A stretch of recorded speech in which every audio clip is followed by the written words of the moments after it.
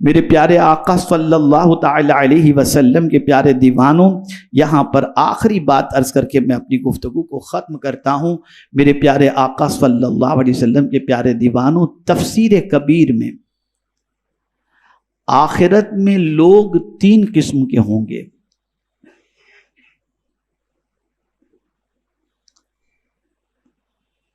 آخرت میں لوگ 3 قسم کے ہوں گے، اور یہ 3 قسم کے لوگ وہ ہوں گے جن کو قیامت کے دن اللہ عز و جل کامیابی اور کامرانی کا مزدہ جاں فضا عطا فرمائے گا۔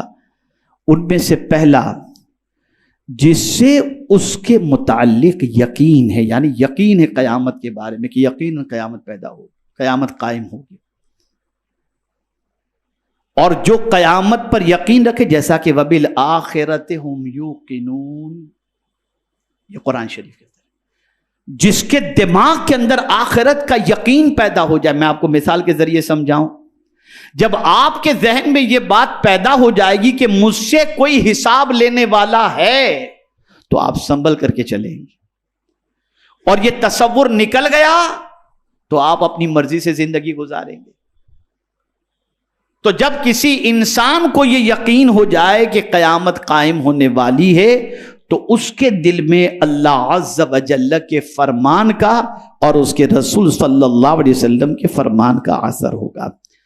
جیسا کہ سیذکر من یخشی، ان قریب نصیحت مانے گا جو ڈرتا ہے، اسی کی تفسیر میں یہ ہے۔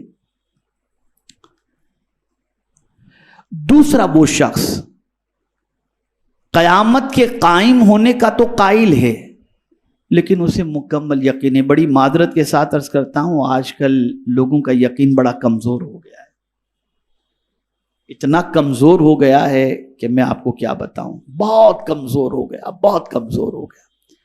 سوچتے کیا یار، مرنے کے بعد قبر میں جانے کے بعد پھر واپس اٹھائے جائیں گے، یہ آدمی سوچ رہا ہے، خاص طور پر دنیاوی تعلیم یافتہ۔ وہ دل سے تو کہتا ہے کہ ہاں قیامت قائم ہونے والی ہے، لیکن آخرت کے بارے میں یقین ڈلمل ڈلمل ڈلمل جیسا ہے۔ تو فرمایا اس کے وجود کا تو قائل ہے، جانتا ہے کہ آخرت قیامت قائم ہوگی، لیکن اس کے مکمل یقین نہیں، نہ نفی میں نہ اس بات میں، کبھی پازیٹیو ہوتا ہے کبھی نیگیٹیو، سوچتا ہے ہو سکتا ہے قائم ہوگی، نہیں ہو سکتا یار، کیسے قائم ہوگی، یہ ساری چیزیں ہوتی۔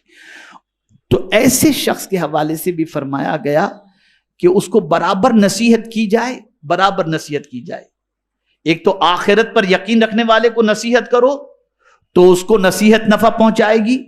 ایک ایسا شخص جو تھوڑا ڈھلمل ہے، بار بار نصیحت کرو، بار بار۔ حضور صلی اللہ علیہ وسلم کثرت سے نصیحت فرماتے تھے، کثرت سے نصیحت فرماتے تھے،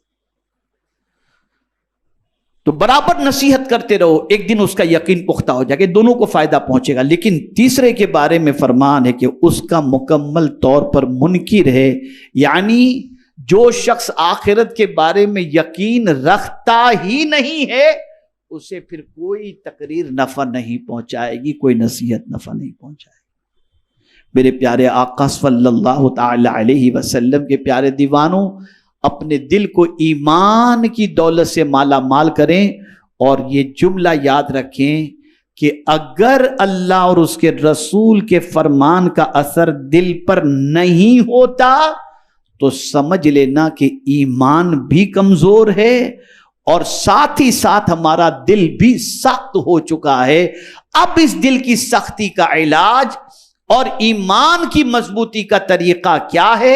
تو سن لو، دل کی سختی کا علاج کثرت سے توبہ و استغفار کرو، کثرت سے قبرستان کی زیارت کرو، یتیموں کے سر پر دست شفقت رکھو، بیماروں کی عیادت کرو، کثرت سے توبہ و استغفار کرو، اسی کے ساتھ ساتھ قرآن مقدس کی تلاوت کرو، دل انشاءاللہ نرم ہو جائے گا۔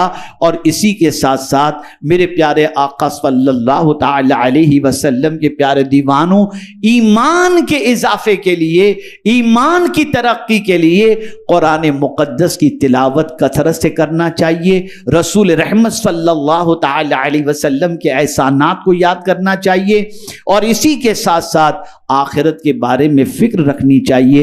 انشاءاللہ العظیم ہمارا دل نرم بھی ہوگا اور ساتھ ہی ساتھ پروردگار جل جلالہ ہمیں ایمان کی ترقی کا درجہ اور پروردگار ہمارے ایمان کو کمال کے درجے تک پہنچائے گا.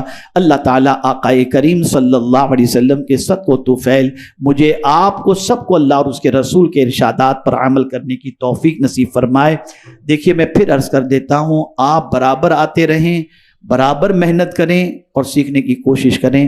اگر یہ دعوت آپ کو دی جا رہی ہے اور آپ آنے میں کوتاہی کرتے ہیں یا کمزوری یا سستی پیدا کرتے ہیں تو آپ یہ سمجھ لیں کہ شیطان جو چاہتا ہے اس کی طرف آپ توجہ دے رہے ہیں. ابھی ہم میٹنگ میں تھے، ہمارے ساتھی قاری رضوان صاحب مجلس انصار کے ساتھیوں کو بتا رہے تھے جلدی جلدی جلدی کے بارے میں.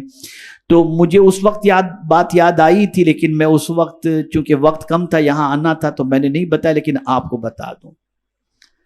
قاری صاحب بتا رہے تھے کہ آپ لوگ 11 بجے آتے ہیں، ذرا جلدی آ جایا کریں. اب جلدی کون آئے گا؟ میں اس کو قرآن کی روشنی میں سمجھا. کس کی روشنی میں؟ بولیے. اللہ نے حضرت موسیٰ علیہ السلام سے فرمایا کہ اپنی قوم کے ساتھ کوہ طور پر آ جاؤ. کہاں نبی کی رفتار اور کہاں امتی کی چال، فرق تو ہوتا ہے. اب جب چلے قوم کو لے کر تو حضرت موسیٰ علیہ السلام جلدی پہنچ گئے، اور جلدی بھی تھی ان کو پہنچنے کی، وہ جلدی جانا بھی چاہتے تھے. قوم آہستہ آہستہ آ رہی تھی تو اللہ نے فرمایا لما تعجلک عن قومک یا موسیٰ، اے موسیٰ تم نے آنے میں جلدی کی تمہاری قوم سے، کیا وجہ ہے؟ کہاں ہے تمہاری قوم؟ توجہ چاہوں گا. ہمارے یہاں ہوتا ہے نا، ارے پہنچیں گے جب حضرت کا بیان شروع ہوگا، تو اس سے پہلے کیا بیان نہیں ہوتا ہے؟ اس سے پہلے کیا دین نہیں سکھایا جاتا؟ اور جب بیان شروع ہوگا تب جائیں گے؟ نہیں. تو اللہ نے حضرت موسیٰ علیہ السلام سے فرمایا لما تعجلک عن قومک یا موسیٰ، تمہاری قوم سے جلدی تم کیوں آ گئے اے موسیٰ؟ تو حضرت موسیٰ نے کیا جواب دیا؟ قال ہم اولائی علی اثری، مولا وہ میرے پیچھے پیچھے آ رہے ہیں. اب تو نے پوچھا کہ جلدی کیوں کیے، تم جلدی کیوں آ گئے؟ فرماتے وعجلت الیک ربی لترضی، مولا میں نے جلدی اس لیے کی تاکہ تو راضی ہو جا، تو راضی ہو جا، اس کے لیے میں نے جلدی کی. مزاج دیا حضرت موسیٰ علیہ السلام نے، اللہ کی راہ میں جب نکلنا ہو تو تاخیر نہ کرو، جلدی کر دیا کرو، جلدی کیا کرو. یہ سب سیکھو، آپ یہ سب اپنے اندر پیدا کرو، شوق پیدا کرو دین کا. یار ایسی جگہ پر اجتماع ہوتا ہے جہاں رحمتوں کا نزول ہی نزول ہوتا ہے، اور یہ تو روئے زمین کی جنت ہے، مسجد روئے زمین کی جنت ہے. تو ٹائم پر بیفور ٹائم آ جایا کریں تاکہ ہم کچھ باتیں آپ کی سماعتوں کے حوالے کر سکیں.